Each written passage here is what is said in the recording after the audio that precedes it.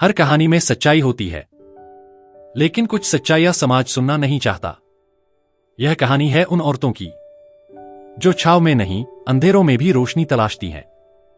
Ewe Smith की किताब how was it for you सिर्फ सेक्स वर्क के बारे में नहीं है। ये जिंदगी, रिश्तों और इज्जत के मायने पर एक गहरी नजर है। इस ऑडियो बुक में हम सुनेंगे उनकी वो बातें जो अक्सर अनसुनी रह जाती हैं। तो आइए शुरू करते हैं how was it for you, एक ऐसी यात्रा जो हमें सोचने पर मजबूर कर देगी। पहली रात। वो कमरे में अकेली बैठी थी। सामने आईना था, लेकिन वो खुद को नहीं देख पा रही थी। बस एक चेहरा जो अब किसी और का लग रहा था। बाहर शहर की लाइटें झिलमिला रही थीं, पर उसके भीतर अंधेरा था, भारी, गहरा और चुप। पहली बार वो यहां आई थी, डर और जरूरत दोनों के बीच कहीं। उसने सोचा था यह बस एक काम होगा, लेकिन धीरे धीरे उसे महसूस हुआ यह काम नहीं, एक दुनिया है जहां लोग आते हैं लेकिन अपने चेहरे दरवाजे के बाहर छोड़ जाते हैं। हर ग्राहक के साथ एक नई कहानी शुरू होती है, और हर कहानी के बाद एक टुकड़ा उसके अंदर मर जाता है। पर वो कहती है, मैं टूटी नहीं हूं, बस थक गई हूं। क्योंकि उसके लिए जिंदगी सिर्फ गुजारा नहीं थी, वो एक कोशिश थी इज्जत से जीने की, चाहे समाज उसे जो भी नाम दे। ये कहानी सिर्फ उसकी नहीं है, हर उस औरत की है जो दुनिया के ताने झेलते हुए भी मुस्कुराना जानती है। अगर आपको यह कहानी सोचने पर मजबूर करे, तो इसे आगे साझा करें। मिलते हैं अगले अध्याय में, जहां वो बताएगी कैसे उसने काम के पीछे इंसान को देखा। उस रात कुछ अलग थी। कमरा वही था, लाइटें वही थीं, पर माहौल बदला हुआ महसूस हो रहा था।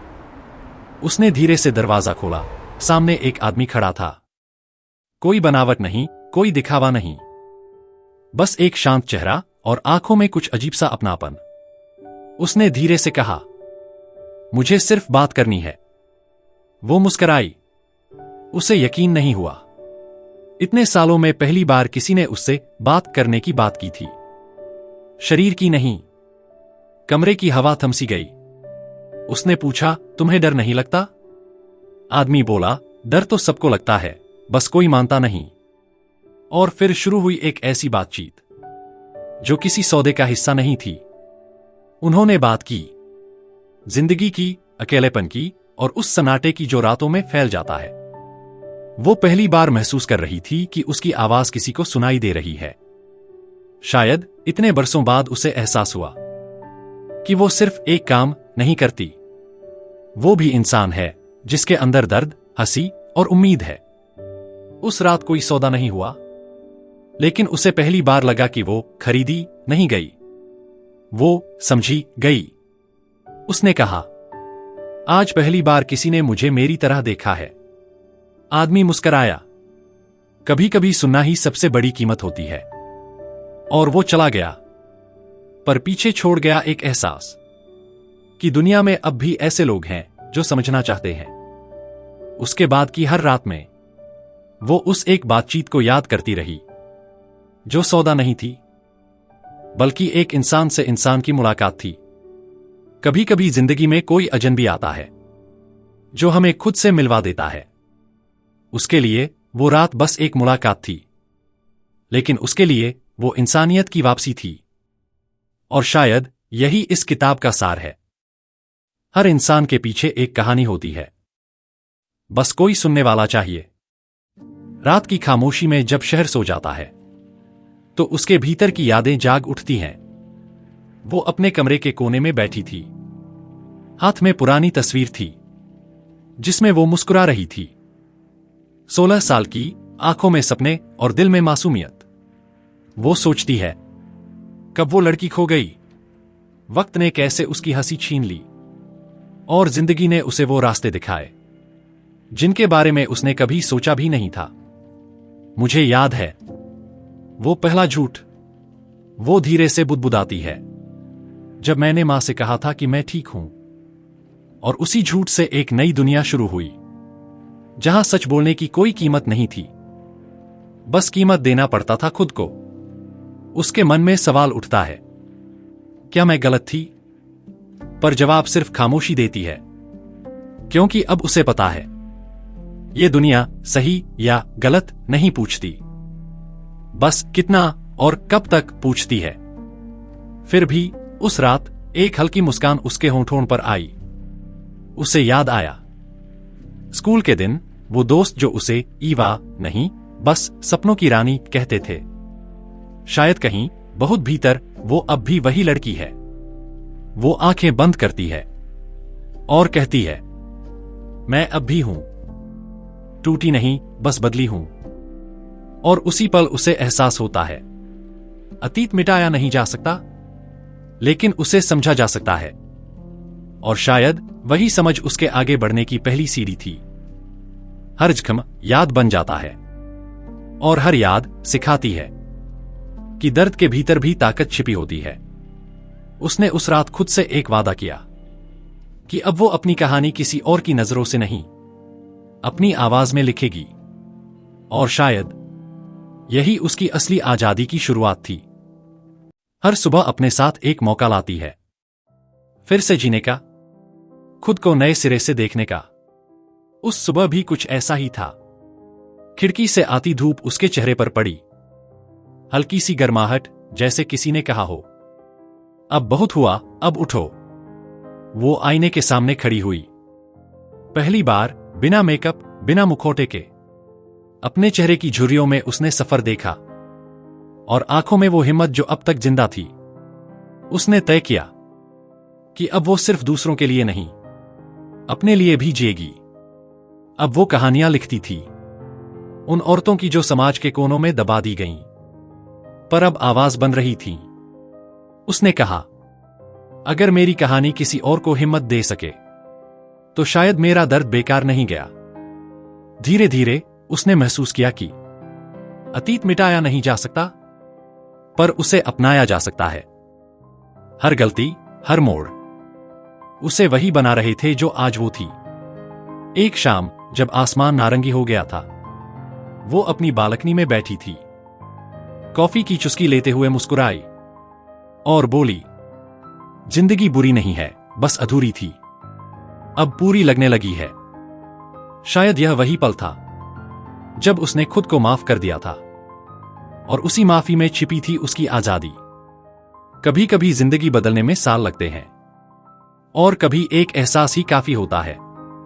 उसने जाना कि सच्ची ताकत दुनिया को नहीं, खुद को स्वीकार करने में है। अब वो सिर्फ जी नहीं रही थी, वो खुद को फिर से गढ़ रही थी, और यही थी उसकी नई शुरुआत। अब वो पहले जैसी नहीं रही थी। जिन रास्तों पर वो कभी शर्म से सिर झुकाकर चली थी, अब उन्हीं रास्तों पर सिर उठाकर चलती थी।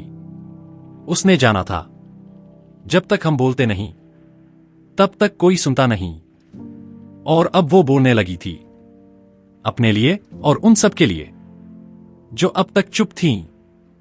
उसने एक छोटी सी पहल शुरू की, एक सेफ स्पेस जहां औरतें आकर अपनी बात कह सकें, बिना डर, बिना झिझक। पहली बार जब उसने माइक्रोफोन पकड़ा, तो उसकी उंगलियां कांप रही थीं, पर उसकी आवाज स्थिर थी। उसने कहा, मैं जो हूं वही हूं।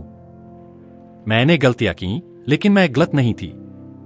भीड़ में सन्नाटा था, फिर धीरे धीरे तालियां बजने लगीं। उस पल उसने जाना कि सच्ची ताकत दूसरों को डराने में नहीं, खुद को स्वीकार करने में है। हर बार जब वो बोलती, उसकी आवाज किसी और के भीतर उम्मीद जगाती। कई औरतें उसके पास आईं। कुछ की आंखों में आंसू थे, कुछ की मुस्कान में राहत। उसने कहा, अगर मेरी कहानी तुम्हें हिम्मत देती है, तो वो सिर्फ मेरी नहीं, हमारी कहानी है। अब वो सिर्फ एक औरत नहीं थी, वो एक आवाज थी जो सन्नाटे को तोड़ रही थी। और वो आवाज अब रुकने वाली नहीं थी। कुछ आवाजें शोर नहीं करती, बस बदल देती हैं। उसने अपने दर्द को कहानी में बदला, और कहानी को आंदोलन में।